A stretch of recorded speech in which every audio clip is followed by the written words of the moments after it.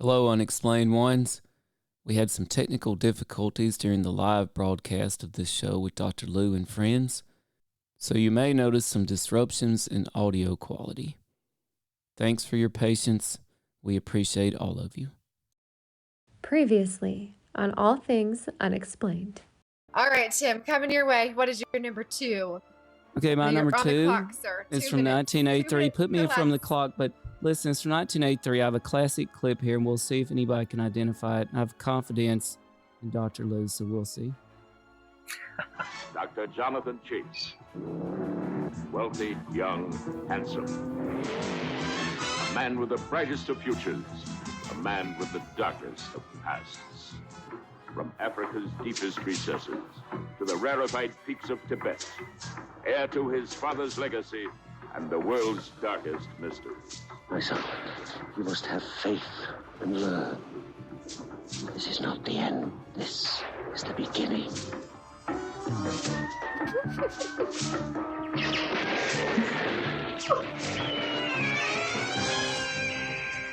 Jonathan Chase, master of the secrets that divide man from animal. Animal from man. Manimal. Oh. Manimal. Manimal. That's right. Master of the secrets that divide man from animal, animal from man. He's a manimal, of course. Don't confuse that with thinking he can only transform into a mammal. He could actually transform into any animal. It just so happened the budget mainly made him transform into a hawk and a Black Panther for some reason, because that was in the that was in the original episode where all the special effects went into. It only went on for 8 episodes. Turns out it was really super popular in France, and guess what, y'all? They're actually planning a remake of Manimal starring Will Ferrell. And I'm not making that up. Wow. Ooh. Well, that will be fun.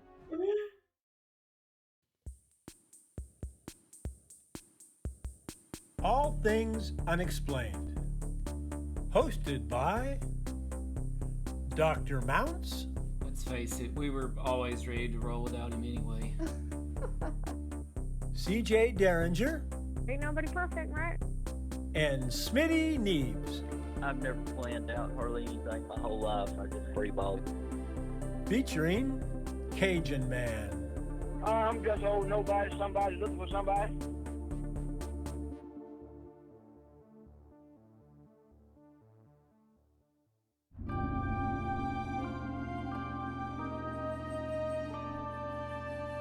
Number 3, Best Sci-Fi, Sarah Cotten. So I went with all three of mine are TV shows. And to start off with, we're gonna go with Sequest DSV. I don't know if have anybody watched that or not. Yes. I was obsessed in high school. Starring Jonathan Brandis. He was like one of those like super smart kids, and he made this device that he put on the dolphin, and he could like translate the dolphins like chirping into actual talk, like into actual words. The show, I watched it every day. I get home from high school and I like watched it, like whatever the episode was that was like replaying on like whatever, I don't even know what the channel was, but it wasn't a regular channel. But that's like my number 3 top show. I was very obsessed with Sequest as a kid. Number 3, Best Sci-Fi, Dr. Charles Liu. My number 3 favorite is actually a trilogy. Starring Michael J. Fox. Yes. Back to the Future 1. Back to the Future 2. Back to the Future 3. Yes. Sci-fi and comedy actually put together in a way that was funny. Not to mention the 1.21 gigawatts. Great Scott. Great Scott. Those were great movies. Those were awesome. I grew up in California, and Universal Studios was like in my backyard, and they had a DeLorean out at Universal Studios and did a whole show about Back to the Future. I did really love those movies. That was a fun one. Number 3, Best Sci-Fi, Stacey Severn. My number 3 is Logan's Run. Does anybody remember Logan's Run? Oh yeah. Yeah. Yeah. Starring Farrah Fawcett. That was it. And As a Michael teenager. York But and Michael York. Jessica Lange. they had carousel. Not Lange. And they their hands lit up and flashed, and they got out of the city and they saw their first old person, and they were touching his face like, "What are you? You're old." It was great. Loved that one. They had the Ankh around their neck, and the Ankh would let them out of the city. It would open the lock. And there was a shopping mall, actually, in West Hartford, Connecticut, that we used to call Logan's Run because it looked just like the movie inside. So that is my number 3. Wow. Cool. Oh, that's fun. And just one more aside about Logan's Run. Seeing that movie as a kid and having Michael York bring this woman into his room and look at her and say, "Let's have sex." Just cracked me up. That one stuck with you, huh? That stuck with me. Oh.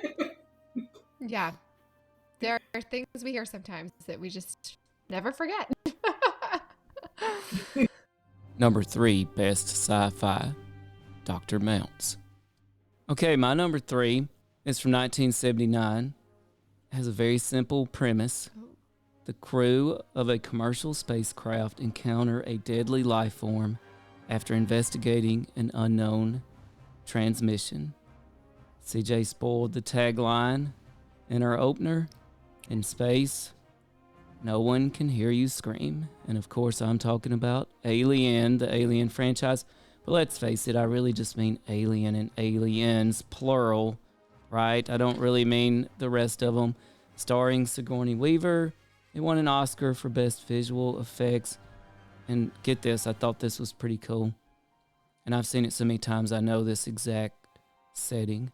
The blue laser lights that were used in the alien ship's egg chamber were borrowed from The Who, the band The Who.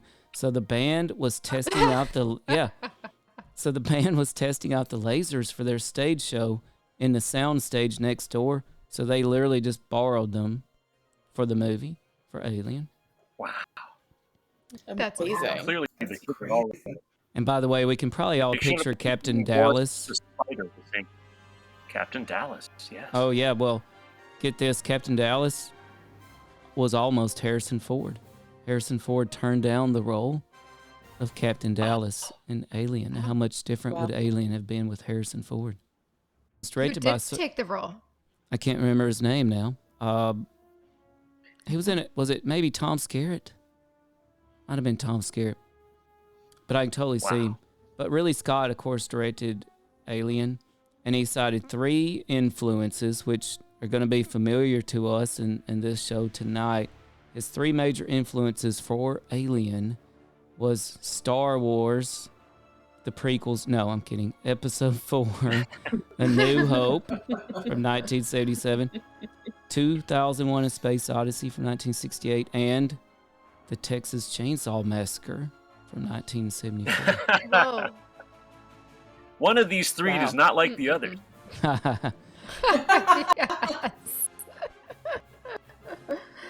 Well, apparently that one inspired him for its treatment of horror, and of course, Alien is very much as I had told CJ one time, very much a sci-fi horror movie for sure.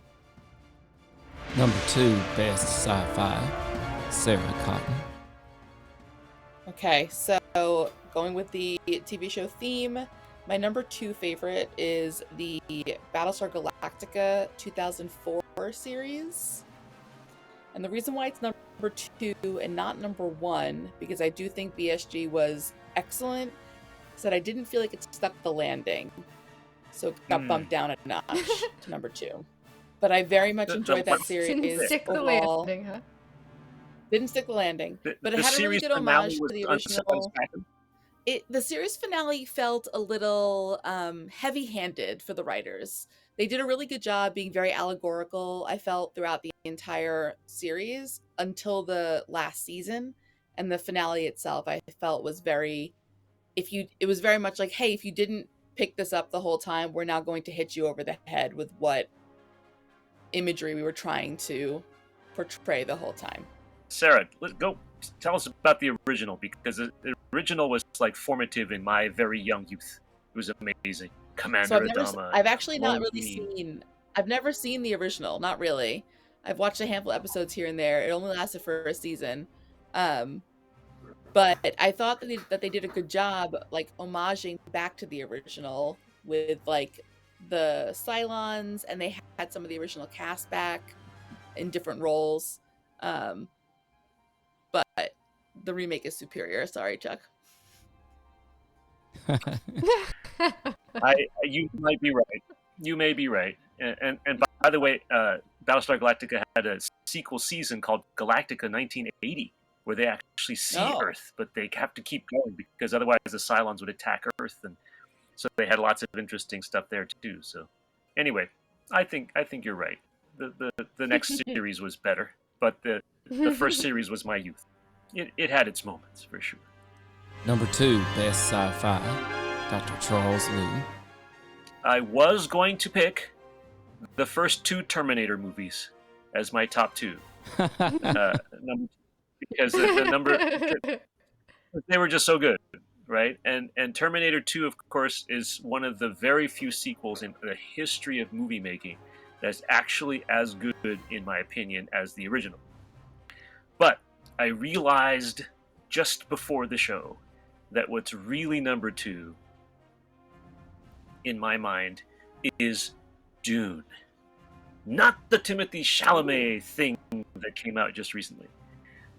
And not even the 1985, was it? 84 thing that 84, I think it 1984. was. 1984. Yeah, I just watched that one on your behalf. Yes, Kyle MacLachlan. You're changing it on me and now? that stuff, right?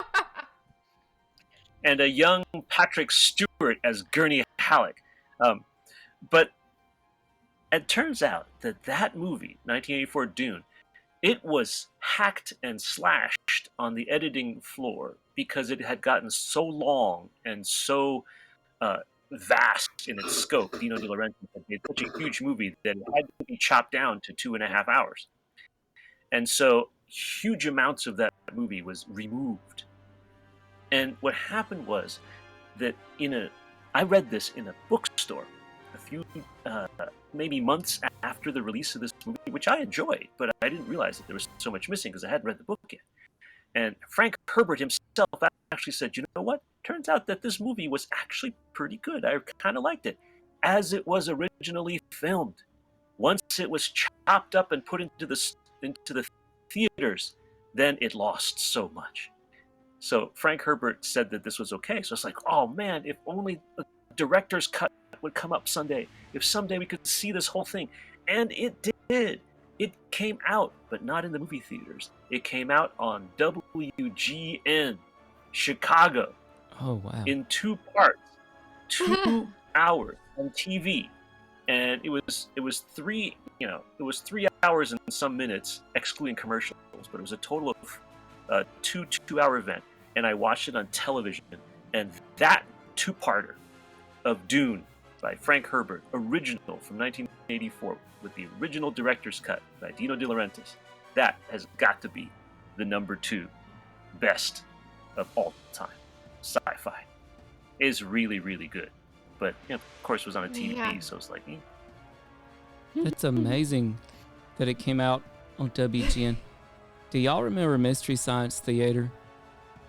Yes. MST3K. Yes. Yes, with the 2 robots and the dude watching the sci-fi movies, right? So, I tell you what, that was so funny. it was great, and I would have paid money to watch Harry Carey watch Dune on WGN. That would have been amazing. Let me hear you. A 1, a 2. That's pretty good. Holy cow! Can't forget the soundtrack so by I have Toto. To admit, Toto, yes. Was Africa in there though? I don't think they put Africa in the movie. Africa in Dune? Toto. Didn't Toto do Africa? Toto did Africa, and Toto did the Dune I'm so soundtrack. lost But now. Africa did not show up in the Dune soundtrack, no. Africa. Kilimanjaro does not rise above the Serengeti. You cannot see the Serengeti from Kilimanjaro. It's not possible. Oh my gosh. Okay, so before we did this show, I had agreed to watch one of Chuck's and Tim's top 3 films that I'd never seen because, again, my knowledge of sci-fi is not great. So they both sent me their number 1, and I had seen both of their number 1s. I couldn't even believe it. I was shocked. I was also a little impressed with myself. So I asked them to send me a few more so that I could delve into the world of sci-fi. So, Chuck, I attempted to watch Dune. For 2 nights, I attempted to watch Dune. And I couldn't stay awake. I fell asleep both times. Same. That has probably nothing to do with Dune and more to do with the fact that I'm completely exhausted, and this is why I don't watch shows to begin with, because I just don't have time, and if I sit on the couch, it's night for me. But yeah, it was a little slow. I had a hard time getting past like 45 minutes. CJ, I have try never the stayed two-parter. awake through a Dune movie. Through any Dune movie, right, Sarah? None of them. I can't stay awake through any of them. So just if you get a chance to, and you're well rested, and you get a chance to go through the actual original Dune that Frank Herbert in the 3.5-hour director's cut, that's worth your shot. But that's worth it. Okay. I give you props, DJ, for trying with the studio I release. really tried. Yeah. Yeah, there was a scene where some guys had like their ears sutured shut maybe, and they were drawing blood from their bodies and putting it into some guy's face, and I was like, yeah, this is sci-fi. This is it. This is sci-fi. I think it's officially what you would call dystopian sci-fi, CJ. But I was glad to watch it. I was expand my horizons a bit. Number 2, best sci-fi, Stacey Severn. And number 2 has to be Firefly. Good one. Classic. Yeah, the Earth is kind of used up, and this very steampunk-looking group of people is out in space, and they do some questionable things, but they're really cool and badass, and it's a great series, and it was very short-lived, and the fans got together and wanted more, and I don't remember, was it crowdsourced or crowdfunded? They made a movie? It's still kind of vague in my head. It's been a while. It wasn't crowdfunded. There was just like it was called Can't Stop the Signal, and there was a big online movement. I was part of it because I was in the fandom at the time. So there's a big online movement to like get another season, but they ended up getting a movie instead, which was very good. Serenity was that the movie? Good, right? Wow. Yeah, Serenity was the movie. Yeah. Serenity, yes. Mm-hmm. Yep. And every time I go they're to a like medical space facility, cowboys. I think 2x2. Yes, absolutely. They are. Yep. And they use like weapons from the Old West, but they're in space. Yeah, and it like and like the world's 2 superpowers have like merged together, so there's a little like Chinese Mandarin happening in places, and then like like American is happening in other places. It's an interesting melding of society at the time too. Yeah, they seem to swear in Mandarin a lot. Yeah. You had me at questionable decisions and cool and badass. I was like, wait, that's what I want to be. Okay, I've got to be part of this. And every time I go into a medical facility, I think 2x2 hands of blue. And for those of us who know the show, for those who know the show, know that line. Yeah. Number 2, best sci-fi, Dr. Mounts. All right, number 2, I had to go back to television here. And this television show was described as this: few shows, apart from perhaps Game of Thrones and Breaking Bad, have had the level of popularity and fandom that this hit ABC drama received. Fan theorizing, intrigue, and anticipation helped evolve this show into one of the cornerstone shows in modern television history. I admit I was hooked on this band of survivors of a plane crash that are forced to work together in order to survive on a seemingly deserted tropical island. I think y'all probably know it, don't you? I'm sorry, I'm lost. That's it. You did good.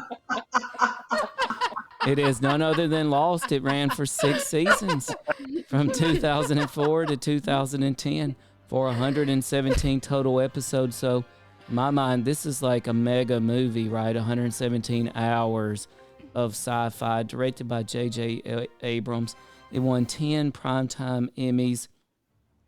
And here's an interesting fact about Lost, and I saw every episode.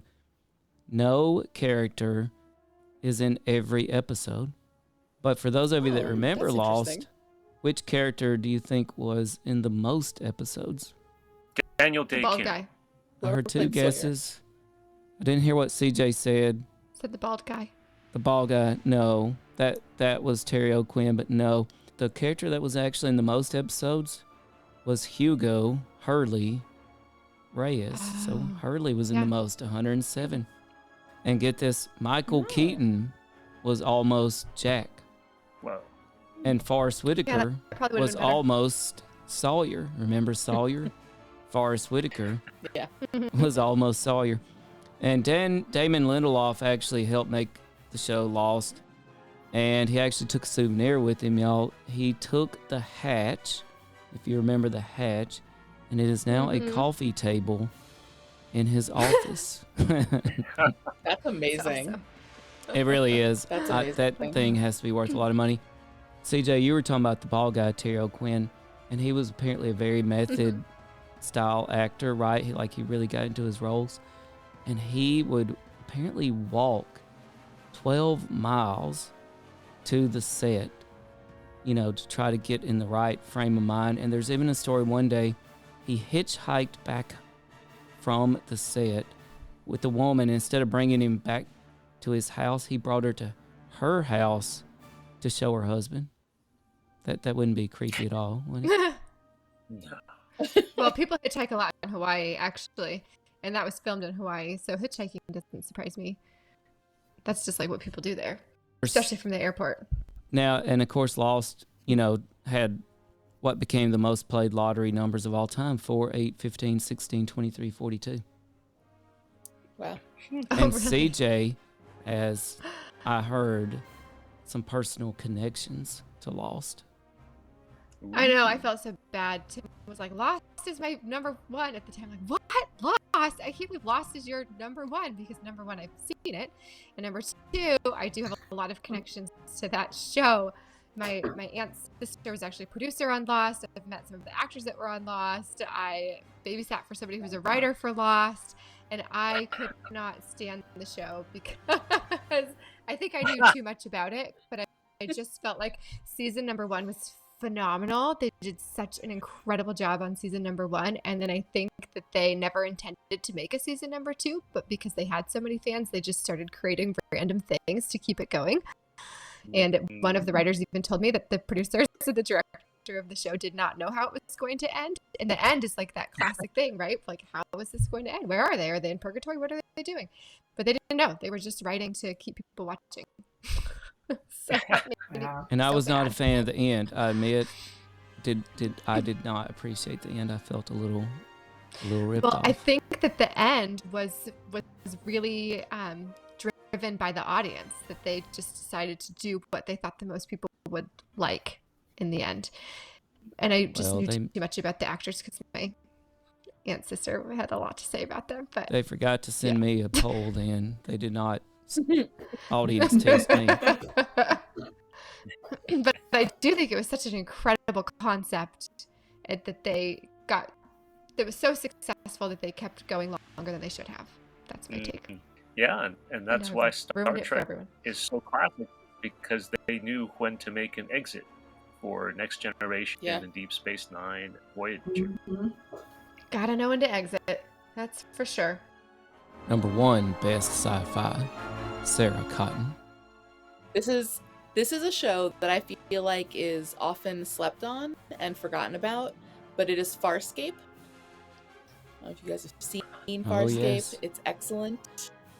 I don't know how you can go wrong. You've got living spaceships. You've got enemies to lovers. You've got Muppets, and not like knockoff Muppets, like Jim Henson Muppets. Excellent show. Every inch of it was excellent at all times. I can't even think of a bad thing about it, except that the Sci-Fi channel canceled it too early, but they did eventually make a like a mini series to wrap it up, so I approve. Did you say living spaceships? Living spaceships, the Leviathans. They were these like giant spaceships that you lived. They were just like space whales. They were like space whales, and you lived inside of the space whale. Yeah, it's amazing. Yeah, and they had these little like little mites that lived inside the ship that would like go around they looked like Roombas basically, and they would go around the ship and they would fix things, but they were like part of the ship. Like an immune system. Yeah, highly recommend. I remember that. Number 1 best sci-fi, Dr. Charles Liu. Everything Everywhere All at Once is too new. I couldn't use it. It's got to stick to the things that have happened in the past. I hope that's okay. Everyone, forgive me about that. I went for a TV show, and I wanted to do Babylon 5, but I resisted. I wanted to do Alien Nation, but I resisted. My favorite number 1 at this moment sci-fi television show is WandaVision. Yes. Ooh. Perfect blend. Perfect blend of comics, magic, technology, and awesome identity metaphysics. I'm into We it. loved WandaVision. Yes. Tim has been trying to guess what your number 1 was for days now, because I told him, I can't believe it, I've actually seen Chuck's number 1 as well. And so for days, Tim's been sending me text messages randomly. I'll wake up and it will be like, is it? And, of course I haven't seen any of these. I'm like, no, it's not. But you never guessed WandaVision, Tim. Well, and of course... And you should know I watched that because you made me. We did. We even did several episodes on WandaVision, right, on this show, and covered a lot of the theories and came up with our own theories. And Chuck, we still want to know, where is freaking Mephisto at? Come on, because I promised everybody Mephisto was behind everything, and he never showed up. No, he didn't, but he probably will show up in the next Doctor Strange movie. Because at the very end, I agree. I think it's long enough down the past that we don't have to worry about this, right? About spoilers. The very last creature that shows up is Dormammu's niece, Clea, played by Charlize Theron, at the very, very end of the last end credits scene. And so, if we're going to take Doctor Strange into those dread dimension, like the dread dimension of Dormammu and things like that, we're going to see Mephisto in the next Doctor Strange movie. Sarah, you agree? I mean, you're more steeped into this than I am, actually. Yeah, I very much agree. I think we're going to see. I think it's going to be one of the big villains leading up to the final phase 6 encounter with Kang the Conqueror. Yeah. We can only hope. And there is a rumor that there's going to be a Mephisto Halloween special. Ooh. I'd be interested in that.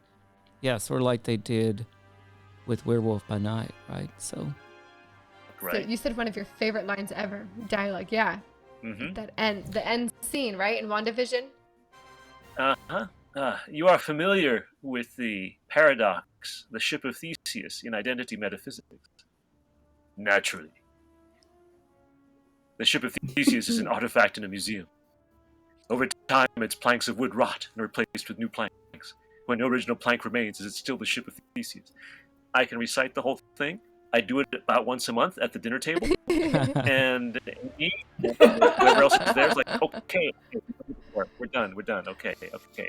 Yeah, it's a great dialogue, okay? It's my I love That it. is a good dialogue. Wow. You know, I We are spent so the weekend at Chuck's house once. Whenever Chuck talks about how he recites things at the dinner table, he does in fact do that in real life. Like he actually does recite things randomly at the dinner table. That's pretty awesome. I love it. But that's Yeah. probably how you learn things, right? Growing up is just saying them out loud over and over again until they stick. Well, does he relate them to things like at the table, like you asked to pass the ham, and he's like, speaking of this ham, it reminds me of a line from WandaVision. Oh yeah, and like when they were cutting a slice of cake, and he was like, "I would like 1/3 pie, please," and I was like, "What is happening?"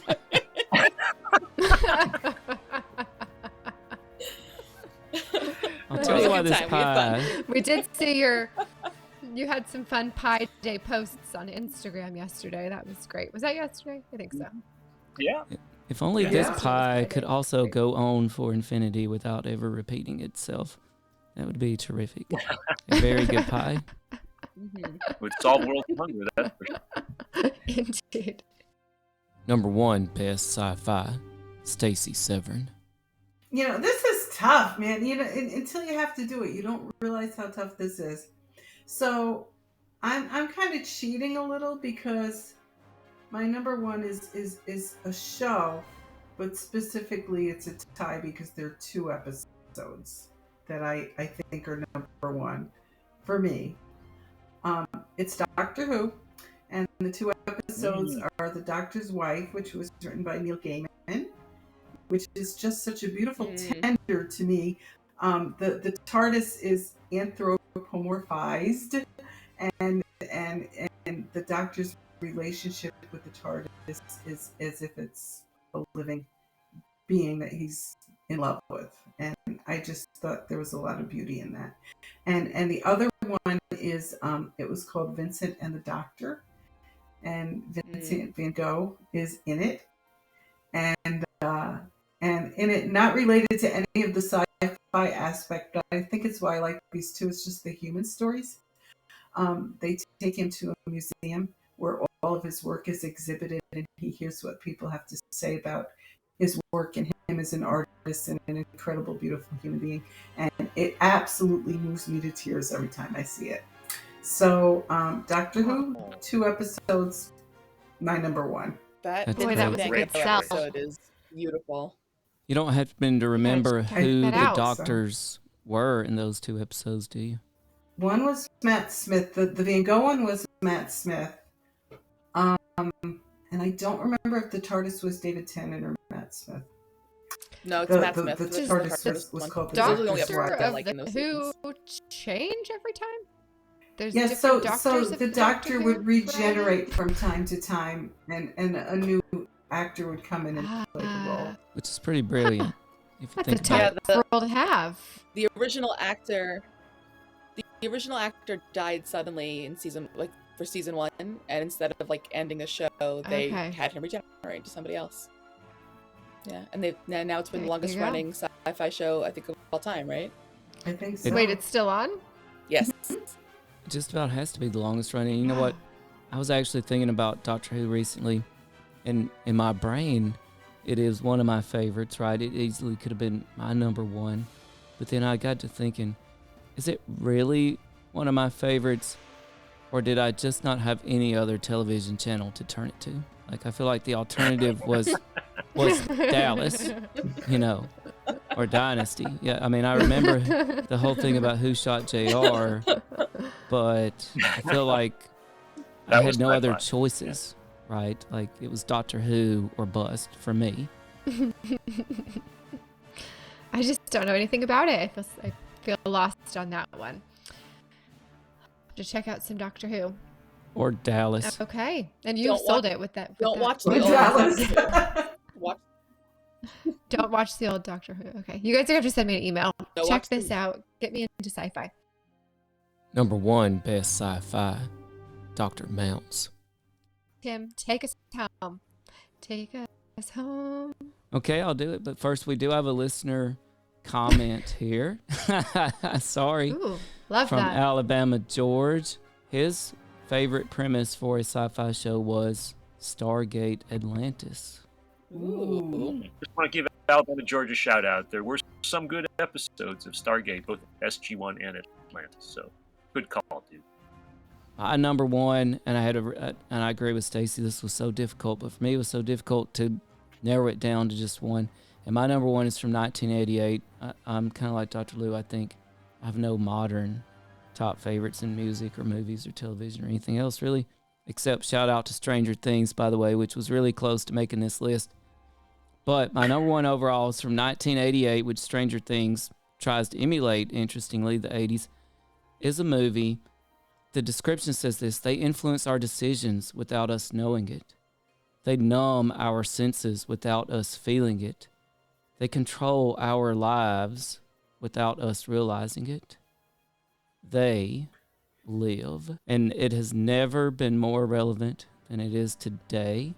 It's directed by none other than John Carpenter, starring Rowdy Roddy Piper. In case you didn't pick up on it, it is They Live from 1988.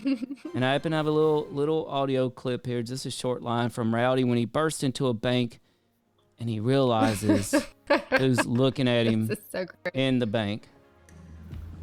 I have come here to chew bubblegum and kick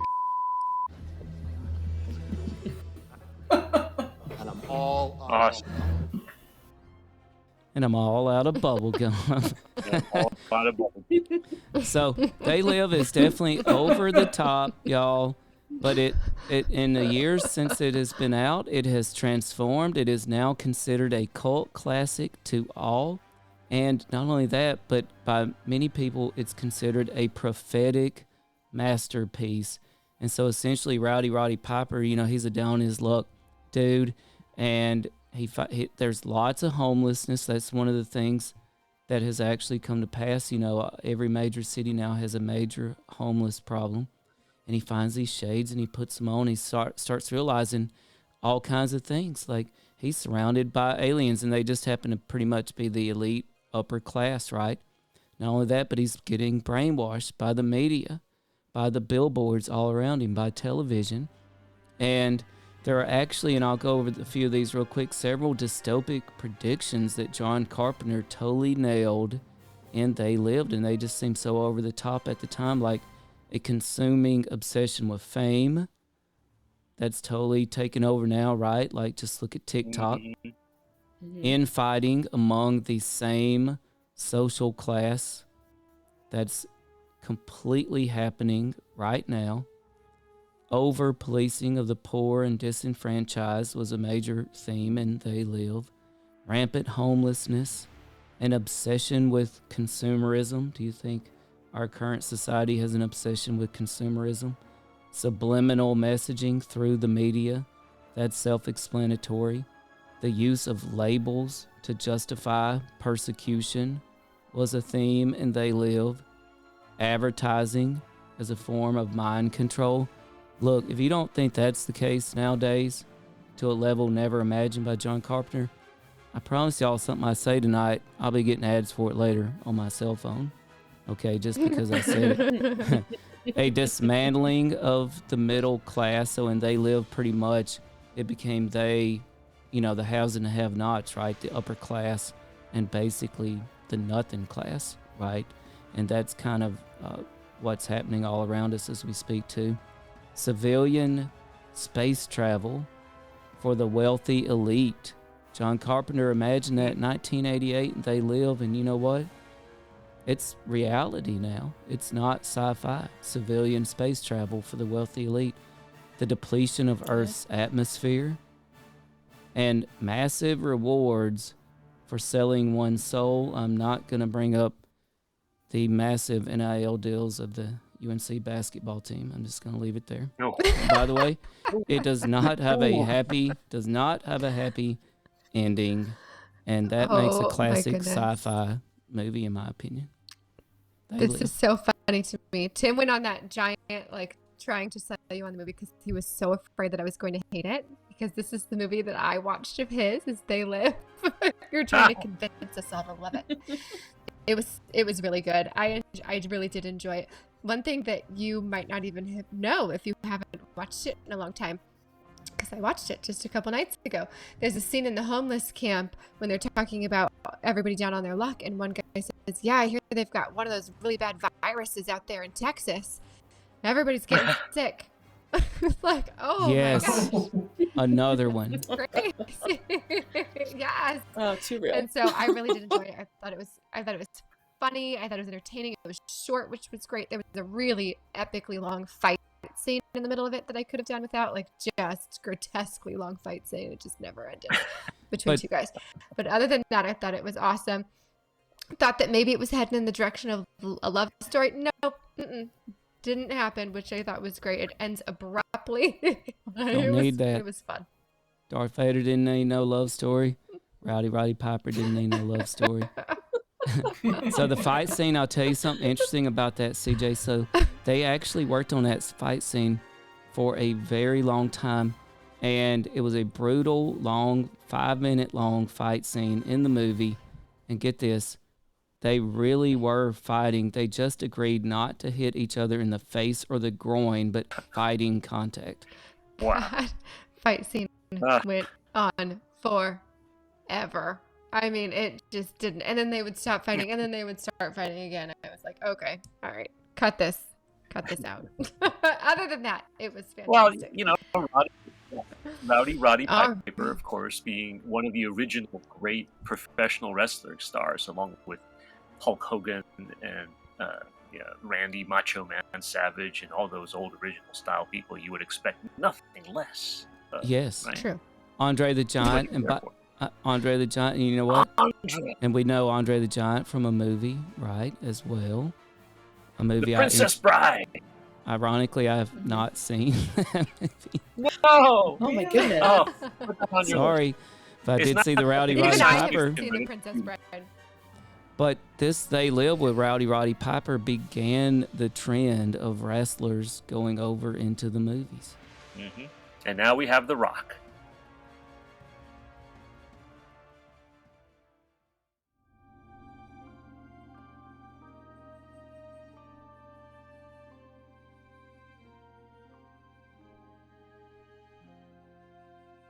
All right, well, that's it. That rounds out our favorite and least favorite sci-fi movies and television shows. Chuck, Sarah, Stacey, we are so thankful that you guys joined us for our show and added a lot to those picks there. For those of you that are just tuning in at the end here, we are here with Dr. Lou. We call him Chuck. He is the host of the podcast, The LIUniverse.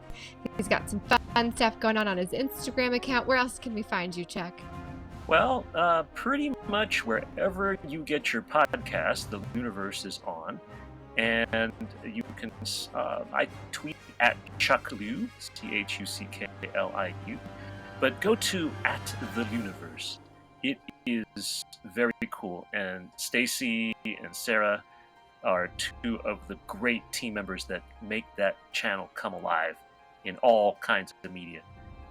Find it on TikTok, find it on Twitter, find it on Facebook, find it wherever you get your anything. I just want to say thanks to all our guests tonight. Check out The LIUniverse, check out Dr. Lou's books, The Cosmos Explained. And you know what? We talked about sci-fi tonight, but we are living in sci-reality now. Sci-fi surrounds us. Scientific breakthroughs are everywhere. Just look up, get off your phones, look at the sky, stay unexplained. We appreciate all of you. You've been listening to All Things Unexplained. If you liked this podcast, please do give us a 5-star rating and leave us a review. If you would like to hear more All Things Unexplained, be sure to follow us wherever you listen to your podcasts. Our show depends on the support of listeners like you. Find us on Venmo under the business accounts @Bigfoot UFO. If you can't get enough of us, please check us out at allthings-unexplained.com. A special thanks to our producer, director, sound mixer, editor, and the man who wears far too many hats. No, seriously, he wears a lot of hats. Dr. Tim Mounts. Without you, we couldn't keep the lights on. Thanks for listening to All Things Unexplained. Good night, CJ. Good night, everybody. Good night, Chuck. Sarah. Good night. Stacy. Good night. Thank Good night, you. John Boy. Thank you. Good night, Sue Ellie. Night, See y'all. Grandpa.